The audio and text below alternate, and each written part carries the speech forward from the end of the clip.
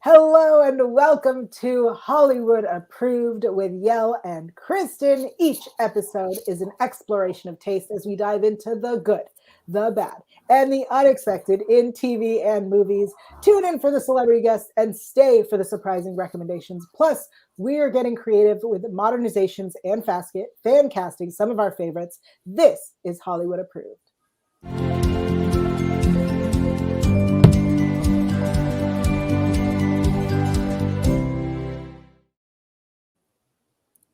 Yes. Woo! Thanks. Now today, yes, and today we have a very, very special guest, Brec Bassinger, aka Stargirl of DC Stargirl. Thank you so much for joining us. How are you doing? I'm doing great. Thank you guys. I was enjoying our backstage talk before we were recording, so I'm doing great now. Well, thank you so much for joining us. And I mean, Stargirl season 2 is almost here. Can you tell us a little bit about what's next for this whole crew of characters? Yeah. So at the end of season 1, it was the big JSA, ISA battle. And we stopped the ISA. So this is 6 months later. Stargirl, Courtney, she is full-fledged, knows being Stargirl is her destiny, but now she's trying to protect a town that doesn't have any villains in it. The rest of her group in the JSA are kind of dealing with their own mental battles after the big fight in season 1. It definitely took a toll on all of them. So she's trying to balance her friends, being a daughter, being a student. She's failing school because Stargirl is just too much her priority. But then, of course, when there's superheroes, there's going to be villains. And she gets to give everyone a big I told you so when some evil people come up. Now, what's really interesting about this season is that you guys had to film during COVID. So what was that experience like? Yeah, it was definitely an adjustment period. I have to give so many props to our whole cast and crew. Like, we filmed in Atlanta, and while we were filming, I would hear every single week a different show getting shut down. And we were able to film 7 months without getting shut down because we took it so seriously, which I feel very blessed because it just takes one person to not take it seriously to really mess it up for everyone else. But no one did that. Everyone was getting tested like anywhere from 3 to 4 times a group. They were color groups, so you could only associate with people that were in your color. So cast and hair and makeup and like director would be group red. And if you were within 6 foot distance of anyone else that wasn't in your group, like that you'd be getting yelled at by one of the 20 COVID officers that was like patrolling set. It was very intense, but like I said, we were able to film a whole season safely, which I don't know how we did it, but we did. Oh, man. Were there any adjustments that you had to make to either script or storyline due to COVID? Yeah, actually the first thing that pops in my head is a scene with Yvette, which is one of the reasons I'm here. Yvette is good friends with Kristen. We had this very emotional scene, and we knew if there was like a hug or a kiss between like the parents or love interests that you had to get a rapid test before and a rapid test after. But we were so in the scene that at the end we just like went into a hug, but they cut the camera before they got, and they came out and they're like, y'all felt the inclination to hug, didn't you? And we're like, yes, we did. I'm like, okay, we're gonna see if like how much time it would take away if y'all went and got rapid tested. And we're just like, okay. But at that point, like Yvette and I were together all day, every day. Like realistically, if she had COVID, I had COVID. But after that, they wanted us to hug, but we couldn't. And we're like, you should have just left the camera rolling the first time when we were really in the scene because you would have gotten a great hug. So we ended up not being able to. And I would like look at the director and be like, so just clarifying, you don't want me to hug? And they're like, as much as I want to give you a wink right now, like seriously, don't hug. I was like, okay. Wow. And yeah, that's wild. I mean, and it sounds like you guys have so much fun in general together. You said you and Yvette are hanging out all the time. What's going on backstage? I mean, I'm sure it was a little bit difficult with COVID, but just in general, like, you seem like a very tight cast. Yeah. Well, like I said, there's definitely they respected the 6-foot distance between everyone, but if it was people you were very closely in contact with all the time, they weren't as strict. There were little bubbles around our cast chairs, which were hilarious, but we were always having fun, whether it was like, I have so many like dumb videos of Yvette and I, which is like, we have a thing whenever we're in our super suits, we like to use those really funny like Instagram or Snapchat filters as old people. So we just go around like pretending we're not our age. That's a big thing we like to do. But also I feel like, once again, I feel very blessed. Like our cast is just one who we love just kind of sitting around and talking. And it definitely makes like the hours of waiting go by so much quicker. Oh, that's great. Yeah. This show is, a superhero show, so it's full of action. Can you tell us about some cool fight sequences we can look forward to this season? Oh, yeah. It was interesting because coming off of last year, we got transitioned fully to CW. So they had to make some adjustments, but it was so important for our showrunner, Jeff. He's like, I don't want to lose the value of our show, specifically the action scenes. So they took a very creative, I don't know how they strategized it, but they did. And the first thing that pops in my head is episode 6. We have the biggest fight scene Stargirl by far has ever done. I'm very excited for people to see it. And it was cool because our stunt coordinator actually got to direct that episode. And I'm already advocating for our stunt team to get an Emmy nom this upcoming year because they're just insane. The choreography Walter comes up with is just so creative. I know my boyfriend, it's one of his favorite parts specifically because he's like, I never know how the staff is going to stunt come by and swing by and pick you up because it's unique and different every time. Yeah, that's some of my favorite parts of the show too, is the fighting. It's fun. It's hard to film. We film it in such small little segments, flipping in and out between our the stunt doubles and us. The word was not coming to me. That we never know what it's fully going to look like until we see it up all put together on TV. So it's always a fun little surprise for us too. That must be so fun. Now, can you tell people, for those who maybe are not, don't know when the date is, let people know when Stargirl season 2 comes out? Yes, August 10th, which is 6 days from now, this upcoming Tuesday, and it'll be every Tuesday following that. And then I believe it's on the CW app the day after, and then it'll drop on HBO Max when the season is done. Fantastic. Oh, well, I can't wait.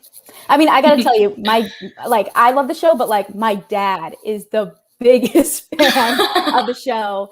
So I had to give him a little shout out. Yeah, hi, Dad.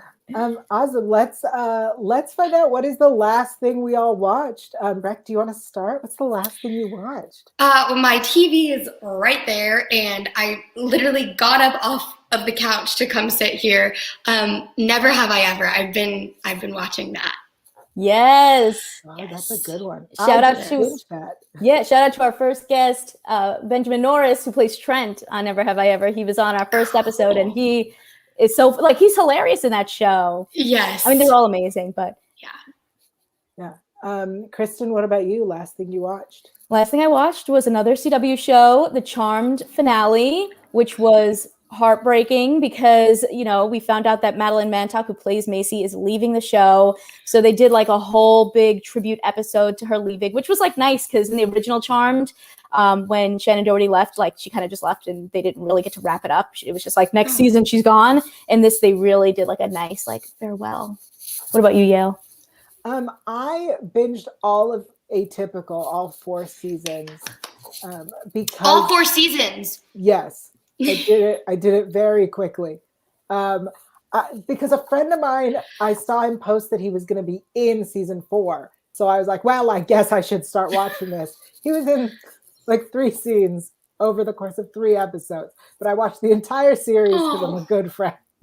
That's a great friend, but also a really easy show to watch. I remember I watched the whole first season in a day because it felt like a long movie. It was so good. Yeah, and it's such an interesting show. For those who don't know what Atypical is about, the entire series is available right now on Netflix. And it's about a boy who's on the spectrum and his family and how they deal with life, essentially. And I liked it, but I feel like if I were a teenager in high school or college, or if I were a parent, I would like it even more. So if you're one of those, then I think you'll love it. Yes. Yeah. Now I want to hear from you guys. What show or movie did you just discover? It could be new, could be old. Yael? Oh, you want me to go first? All right. I just discovered the documentary This Changes Everything on Netflix. So I love a documentary specifically when it's about the entertainment industry. And this is from Gina Davis and her organization for equality in Hollywood. And it talks about how women are discriminated against in Hollywood and the history of that discrimination. It's fascinating. And you literally will see like Oscar winners, A-list directors, actors discussing the industry and what it's like. And you'll hear from actors who talk about how they've been in 100 movies and have worked with one female director. And it is fascinating. Wow. So I recommend anyone who likes the industry or works in this industry, definitely check out This Changes Everything on Netflix. It's short too. It's less than 2 hours. So you have the time. I'll have to watch. That sounds very interesting. It was fascinating. What about you, Brec? Commenting on that, I do have to I think I may have worked with just as many female directors as male directors, which is, I love, obviously, like, I bond very easily with female directors. So I'm interested to watch that, but I do feel like, at least from my experience, I'm seeing change. So that's good. That's amazing. Great. That's actually really great. Yeah. Okay. Something okay. I'm way late on this one, but Peaky Blinders.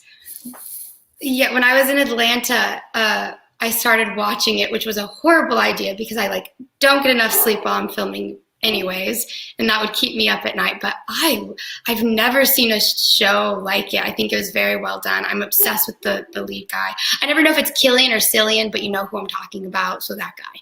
Why I have been interested to watch that show. Pitch it. Tell me why I should watch Peaky Blinders. I think it's dark. It's very dark, but for me, I love those shows that kind of the main guy or girl is a villain, but you root for them regardless. What like Breaking Bad. He's selling drugs, but you're still rooting for him, and that's kind of how this. I love the idea of that, and I think it's been done. I've heard Sopranos does it, Billions does. I haven't watched those shows, but because of that, they're on my list. And this is something I really love. Is each season is kind of a story in its own. So I remember that one of the seasons that really sticks out to me is it's like that they're in the mob or whatever. I haven't watched it in the past couple of weeks, so the words aren't coming to me. And they're against the New York Mafia. And that season is very New York Mafia based. So I like that season standalone. There's twists, turns, there's good love interest where you really want them to be together and, life happens. All right, you sold me. I'm okay. Yeah, it's that's our next binge watch. Yep. No, I think you'd like it. It's really good. All right. Kristen? The most recent show that I discovered is F-Boy Island on HBO Max. It's a reality my mom show. was just talking to me about this. Okay, wait, I want to hear what it's about. She's like, Brec, I think you'd like this show. Oh my gosh, it's so addicting. It's about these three women are looking for love, and Nikki Glaser is the host. And I think there's 20-something guys. Half of them are self-proclaimed nice guys, and the other half are self-proclaimed F-boys. And so they're basically meeting all these guys and trying to figure out who do they have a connection with, but also who's an F-boy so they can get them voted off. And I'm telling you, they have a structured show, but then randomly these twists will come in where I'm like, are you kidding me? There was a guy in the third episode. I think there's only 3 or 4 episodes out so far. But in the third episode where he got let go and then he revealed everybody's secrets. And I was like, whoa, are you kidding? No. It was crazy. So it's one of those shows where you don't even know what's going to happen next because there's just all this drama. There's people pretending to be nice when really they're F-boys and vice versa, just trying to trick people. But, do they want money or love?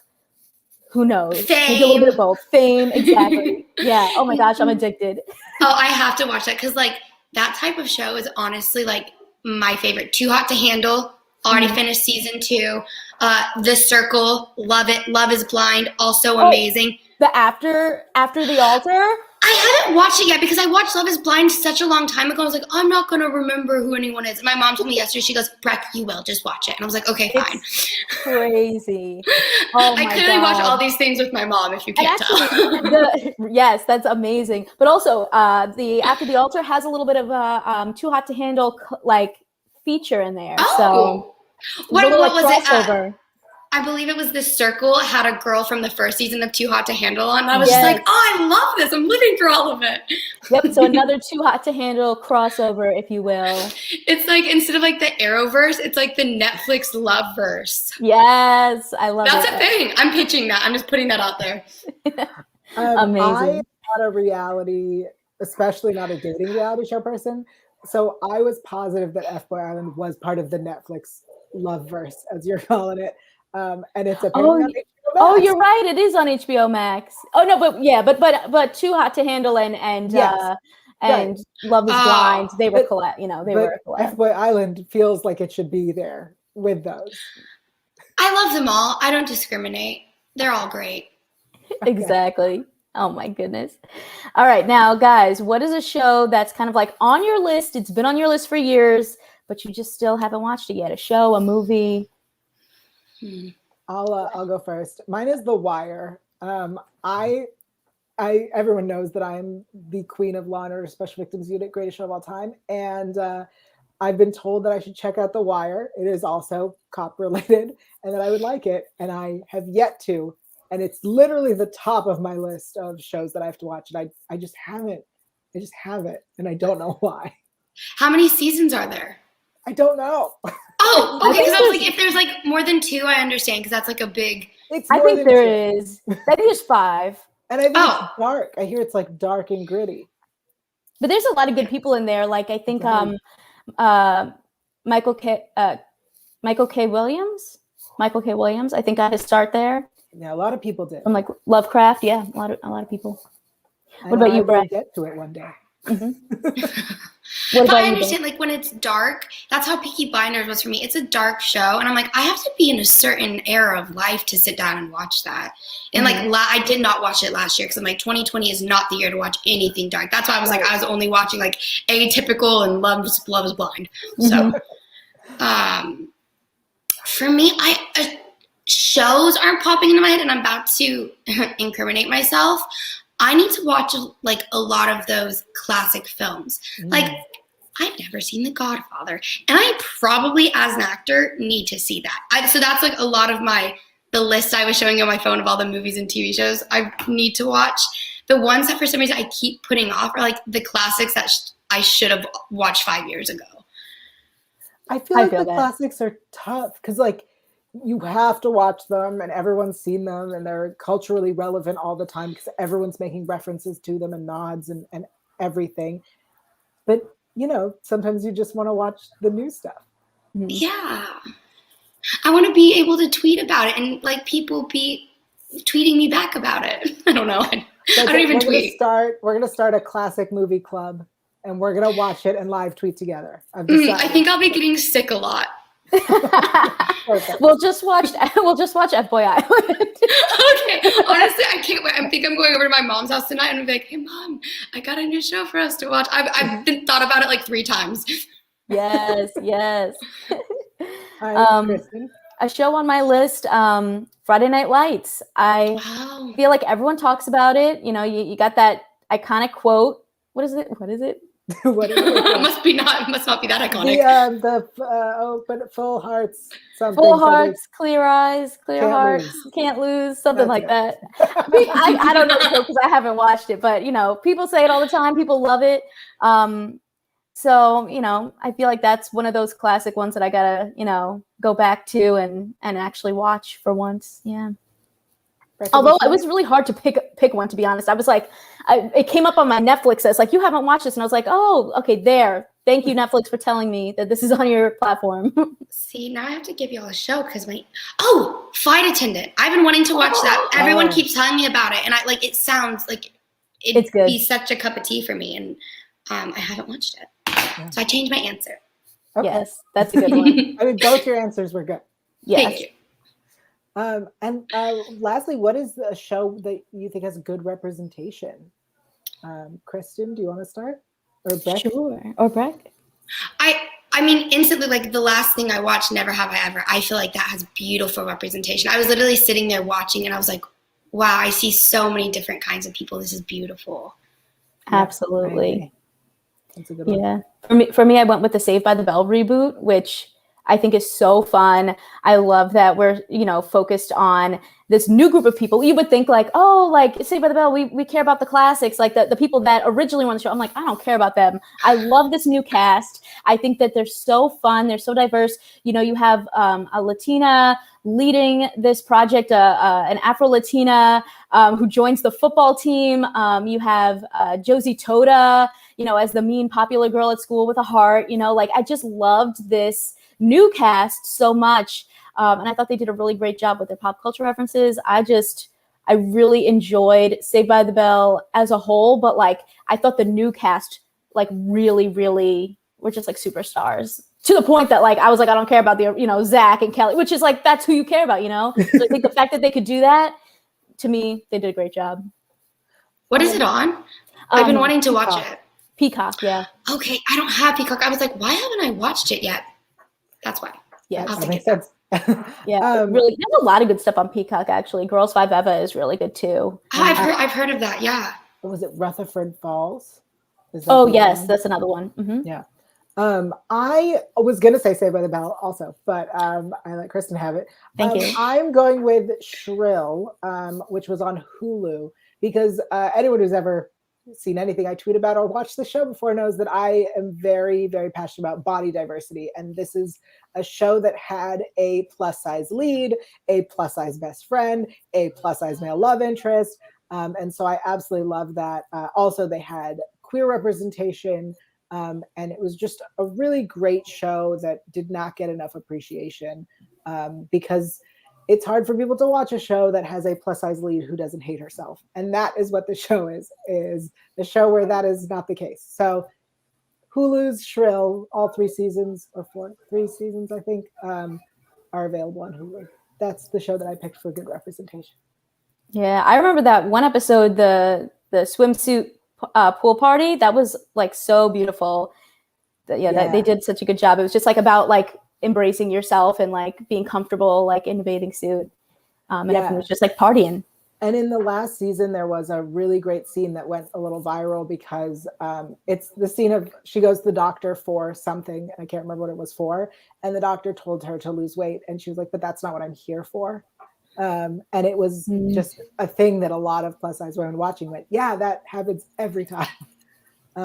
So it's a really great show. I recommend checking that out. I will. I just added 2 shows to my list. Yes. Woo! What a success. Thank you so much for joining us, Brec. Yes. It was really great chatting with you. Thank you, guys. I had so much fun, genuinely. This was a wonderful conversation. Thank you so much for joining us. And can you let people know where they can find you, online or wherever?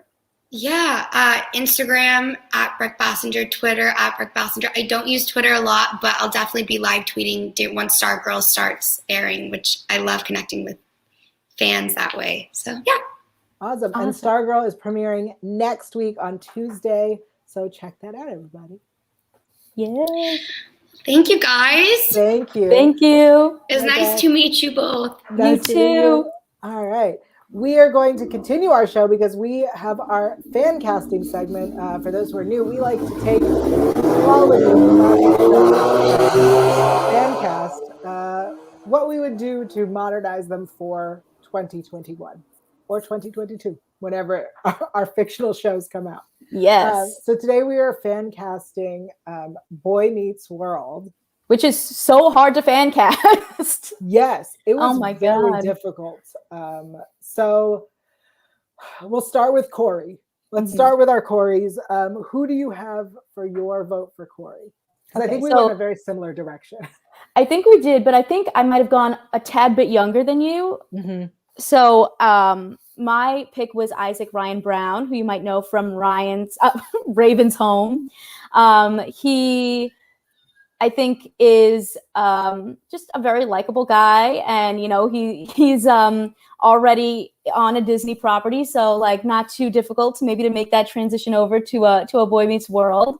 He also has got some like secret skills, like I know he can sing, so maybe that could be like a fun addition. I just wanted to find someone that I kind of picked them in like an in-between age, like they weren't like as little as they were in the original when it first started, and they weren't like, you know, getting married yet like they did in the towards the end. So I kind of went for like the 14 to 16-year-old range, and Isaac Ryan Brown is my choice for Corey. What about you? You're right. I did go a little bit older. I went with like, I think end of high school age, and I chose, I think I'm saying his name right, Camille McFadden, who, here's why. I have two photos to prove why I think he could do Corey justice. So the first one is him looking like, this is what Corey was in the beginning.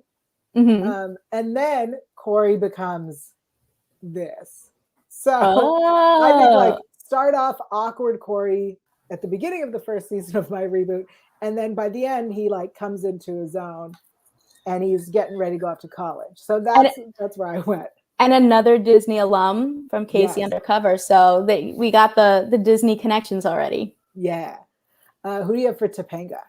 For Topanga, I have, I hope I don't say this wrong, Xochitl Gomez, who was in Hentified, who was in the Babysitters, the new Babysitters Club on Netflix, and she's going to be she's a new Marvel superhero. Yeah. She's a Marvel superhero. So I just wanted to pick someone that I felt, Topanga, I remember in the very beginning was very like all about like the environment and like was very like, what's the word? Like into like pro-social kind of issues. And I feel like that's a role that I've seen this actress in things like Hentified and, the Babysitters Club. And so I just feel like I could see her in that like quirky Topanga phase. And also she has great hair. So like moving on into the like a little bit older Topanga, you know, I feel like that was an iconic trait of hers, having that iconic hair. So yeah, I agree. I went with another name where we chose very challenging names today.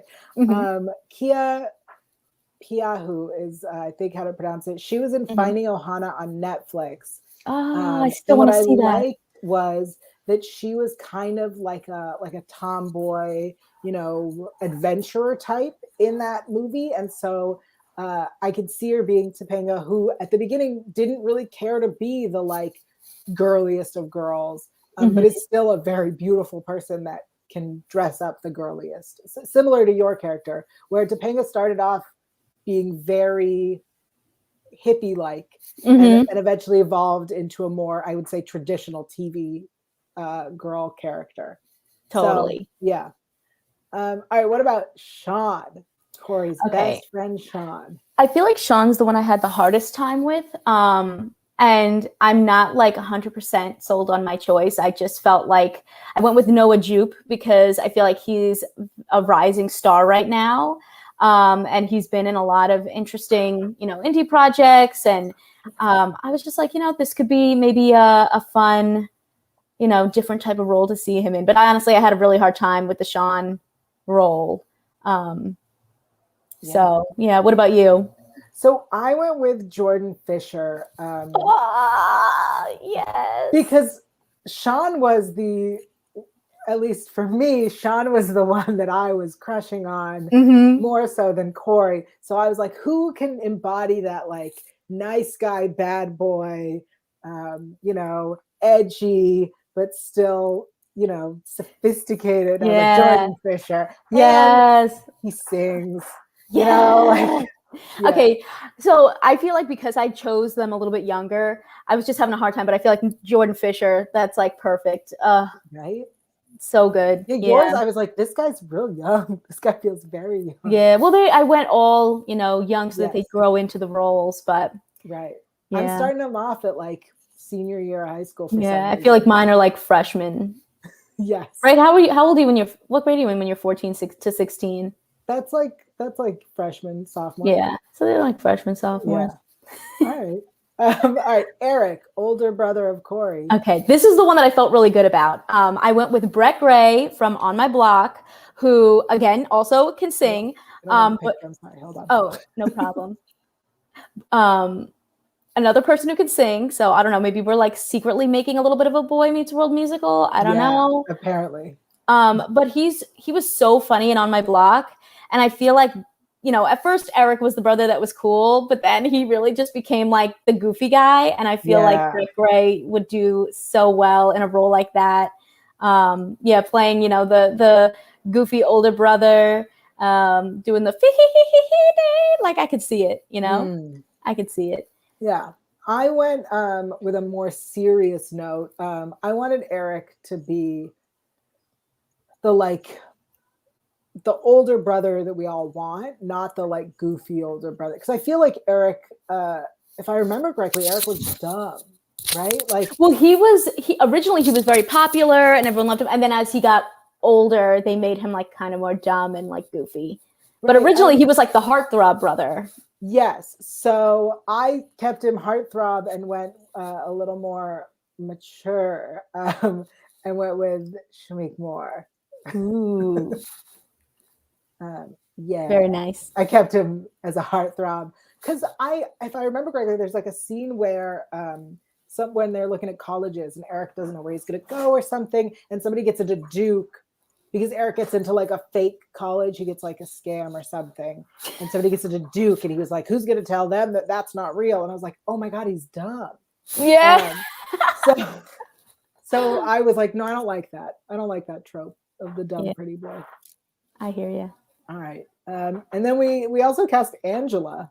Yes, which I casted Sophia Wiley from High School Musical, the series, because she is so talented, and I think that she would make a great Angela, but hopefully that they would actually like do more with her character this time around. That would be the goal. I feel like if you have Sophia Wiley, like she's so talented that like you can't not do more with her, So, and also she's an amazing dancer. So continues this Boy Meets World musical that we are secretly working on. Yeah, apparently our reboot is a musical. I love it. I went with Aisha D from The Bold Type. Because she was so good in that. And honestly, the two of them could be sisters. I feel like I went with the younger version of like, and you went with the older version, but like, they're both like so beautiful and talented and like could potentially be sisters. All right, now the most important character of the entire show, regardless of the Matthews family or not, the most important character. Who do you have for Mr. Feeney? Mr. Feeney, I got Ron Cephas Jones. You might recognize him from This Is Us. You might recognize his daughter from Hamilton. I just wanted to go with someone who I thought would be, could have that little bit of a gruffness, but also was like so kind and like just like someone that you would be like, you are a beloved person. And I feel like he kind of gives off those vibes in This Is Us. And I think that he would do a great job at being like an iconic Mr. Feeney. I think that is such a good choice. I would 100% watch A Boy Meets World with Mr. Feeney played by him. He's so good. I gender flipped Feeney. So Ms. Feeney is in fact, in my mind, Aisha Tyler.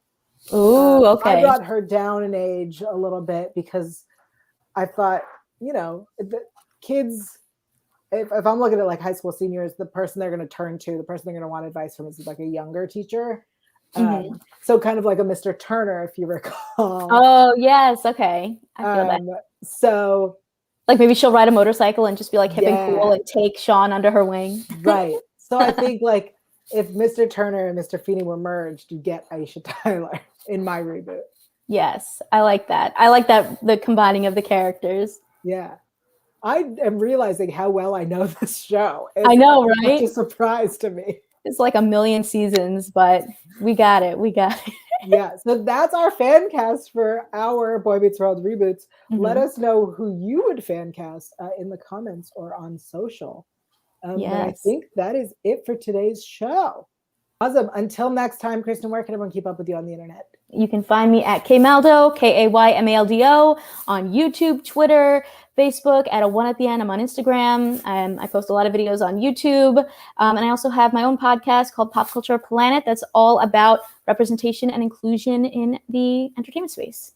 What about you, Yael? I am everywhere on the internet at Yael Tygiel. That is YaelTygiel. You can find me on Saturdays on demand, Sundays at 7 and 7 on the Electric Now app, hosting the official Leverage Redemption After Show, a very distinctive podcast. Also Sunday afternoon evenings, you can find me on Fanversation talking about Law and Order Special Victims Unit, the greatest show of all time, on the podcast Law and Order S Review. I also have a show called Super Lady Hero Hour, where we will definitely be talking about Stargirl. I know that's for sure. And I think that's it for everybody here. Thank you so much for checking out Hollywood Approved. We'll see you next time.